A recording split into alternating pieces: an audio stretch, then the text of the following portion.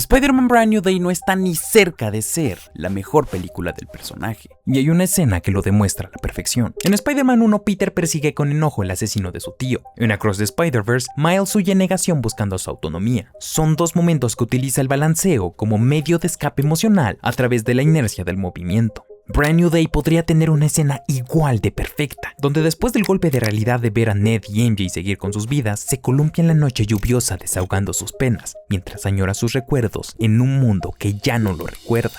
Pero no funciona.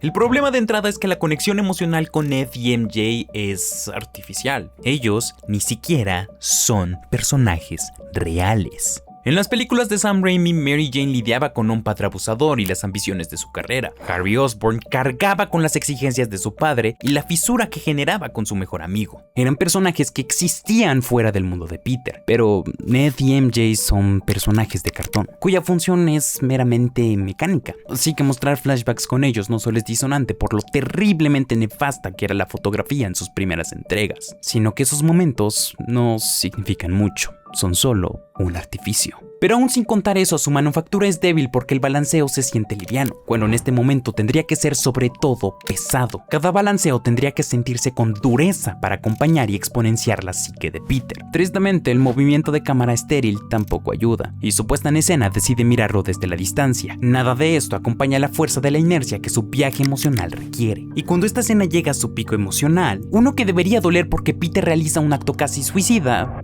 la falsedad de su fondo reduce el impacto. No solo es que el masking no esté limpio, el número de luces, su dirección e interacción que tienen sobre Peter no coinciden con el fondo de la ciudad, y para disfrazar sus malos efectos agregan un flare artificial que termina acentuando su falsedad. Este es un gran ejemplo de cómo Brand New Day propone grandes conceptos, pero con una ejecución fallida que demuestra por qué está muy lejos de ser la mejor película del personaje.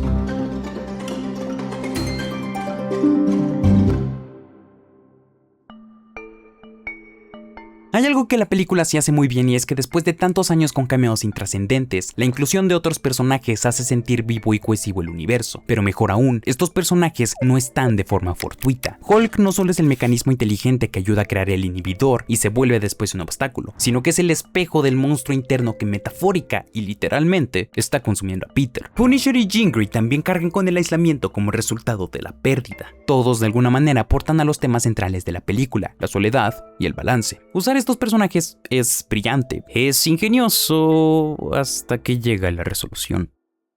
En guión existe este término llamado anagnórisis, el momento donde el personaje tiene una epifanía que le revela una verdad interna que cura su identidad. En esta película se supone que son las palabras de la tía May sobre merecer amor a pesar de la pérdida, pero ahí está el momento clave: no hay ninguna verdad revelada. No es información que Peter desconocía porque viene precisamente de un flashback, y es una memoria que ni siquiera estaba reprimida porque se presenta desde el primer acto. Tampoco hay nada que reafirme las palabras de May. La única escena es cuando pasa tiempo con Ned y MJ, pero aunque es simpática, no es suficiente para funcionar como catalizador, pues el tiempo que pasa con ellos es algo que constantemente recuerda. El problema entonces es que su anagnórisis no tiene la fuerza de vida, pero el mayor problema es que usa eso como resolución al conflicto de una manera tan vacía, tan barata y tan ridícula como darle una palmadita en la espalda a Jean Grey y consolarla con un "es barato y anticlimático". Es un recurso tan inverosímil para redimir a un personaje que durante la primera mitad, que es presentada como villana de caricatura, ataca sin miedo a dañar o matar inocentes. Con esa redención vacía, la película ignora la responsabilidad y consecuencias de sus actos. Todo esto es problemático desde su núcleo: el conflicto de Peter, su incapacidad para balancear su vida. Pero, ¿qué tanto sufre realmente Peter Parker por ser Spider-Man? En las entregas de Sam Raimi, Peter perdía su empleo, su vivienda y sus relaciones por cargar con la responsabilidad de ser Spider-Man, tanto así que su vida personal mejoraba al renunciar al traje, razón por la cual muy desfavorecidamente se compara con Brand New Day. Pero aquí no hay consecuencias significativas por ser Spider-Man. La pobreza del Peter de Tom Holland es intuida, pero nunca caracterizada apropiadamente. El mayor ejemplo es el miserable product placement del celular, que rompe la verosimilitud de su contexto económico, y que le intentan buscar justificaciones externas como que es un celular viejo para la línea del tiempo de esta película. Es un argumento sin sentido porque Ned tiene aparatos similares, pero un departamento que denota mejores recursos.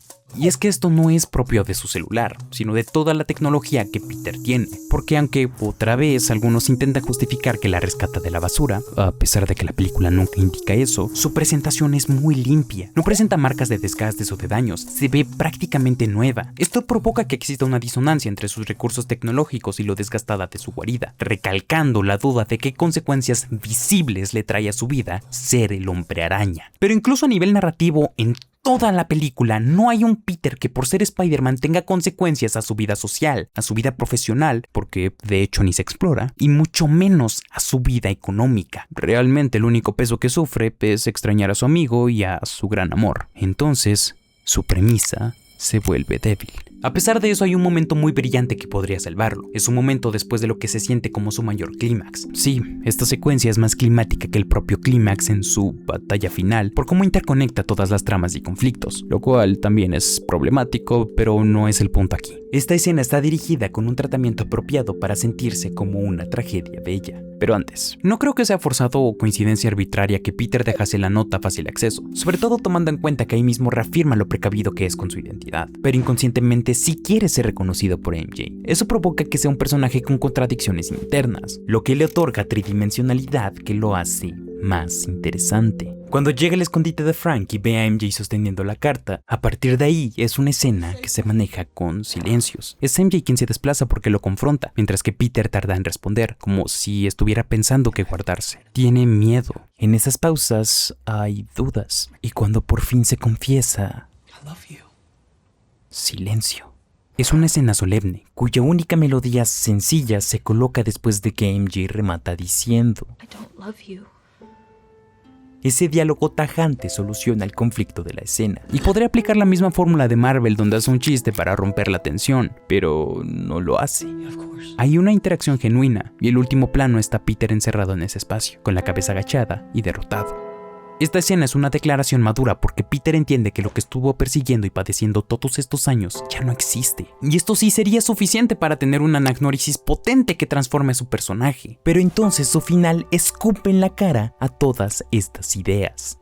De entrada, su última secuencia es engañosa al no declarar con firmeza si Ned recuperó o no su memoria. Dejarlo al aire no es una sutileza brillante, es ser tibio. Pero sí hay detalles que hacen intuir que su memoria se ha recuperado. Existe aquel plano en el que MJ llora por alguna razón mientras está bajo los poderes de Jean Grey, solo para verla después en la azotea que alguna vez compartió con Peter, mirando el mismo atardecer que él mientras sostiene el collar que le regaló. Pero lo más revelador sucede en la misma escena que Ned lo reconoce.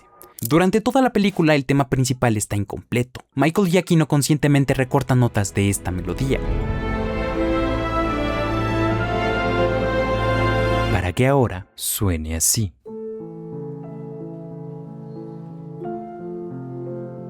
Esto refleja las piezas faltantes de la vida de Peter, hasta que Ned le devuelve el saludo y suena esto.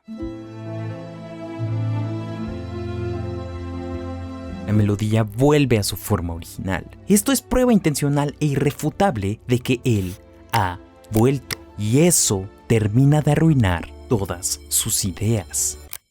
El final de No Way Home prometía ser un reinicio para este personaje, entregado en bandeja de plata. Y aunque esta entrega es una mejora a las películas de John Watts, lo cual tampoco es un gran logro, nunca termina de dar un paso completo para arriesgarse a transformar su personaje de manera efectiva, porque el conflicto carece de potencia y se retracta antes de exprimir sus promesas y consecuencias. Pero tampoco lo transforma de manera significativa porque decide llevarlo de vuelta a su estatus antiguo. Spider-Man 4 no es mala, pero pudo y necesitaba ser mejor. Su maquila temerosa la detiene de posicionarse junto a las mejores películas del personaje, aun cuando tenía todo para alcanzarlo.